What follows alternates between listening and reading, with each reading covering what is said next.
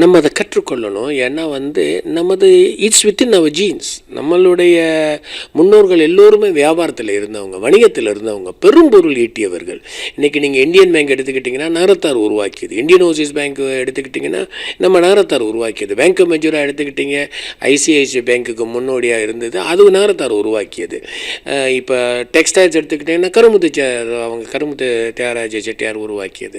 Leather எடுத்துக்கிட்டிங்கன்னா அவங்க ஐயாவோட நாராயணன் செட்டியார் நாகப்ப செட்டியார் உருவாக்கியது, அவங்க ராமசாமி செட்டியார், அவங்க லக்ஷ்மணன் செட்டியார், பழனியப்ப செட்டியார் அவங்க ஐயாவோட அவங்க உருவாக்கி. இது மாதிரி ஒரு துறையிலையும் சிறப்பாக செயல்பட்டுருக்கோம். ஒரு முறை இது சொல்கிறேன், ஒரு தொலைக்காட்சியில் ஏவிஎம் ப்ரொடக்ஷன்ஸ்னு வந்துச்சு. வந்தோடனே நான் சொன்னேன், இது நகரத்தாரம்மா அப்படின்னு என் மகள்கிட்ட சொன்னேன். சொன்னோன்னு என்ன சொன்னாங்க, என் மக சொன்னாங்க, அப்பா நகரத்தாரா ஏவிஎம் அப்படின்னு. ஆமாம், நகரத்தார்ஸ் அப்படி. அதுதான் how do we create this interest, இந்த ஆர்வத்தை நம்ம மீண்டும் மீண்டும் உருவாக்கணும். நம்ம பர்மாவில் விட்டுட்டதுனால ஒரு பயம் நம்ம தொழிலை விட்டுட்டு நம்ம போயிட்டோம். அதனால் அடுத்து நம்ம என்ன செய்யணும்னா நம்ம திருப்பியும் அந்த ஆர்வத்தை நம் இளைஞர்கிட்ட உருவாக்கணும். அண்ட் ரொம்ப முக்கியமாக நம்ம நகரத்தார் பேராசிரியர் ராஜ் செட்டின்னு ஹார்வர்ட் பல்கலைக்கழகத்தில் இருக்காங்க.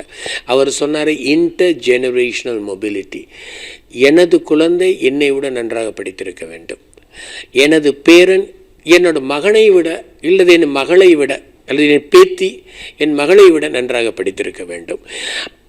அவங்களுடைய வாழ்க்கை தரம் முன்னேறிக்கிட்டே இருக்கும். அதுதான் வாழ்க்கையினுடைய நம்மளுடைய குறிக்கோளாக இருக்க வேண்டும் என்பதைத்தான் அவர் பேராசிரியர் டாக்டர் ராஜ் செட்டி சொல்லியிருக்காங்க.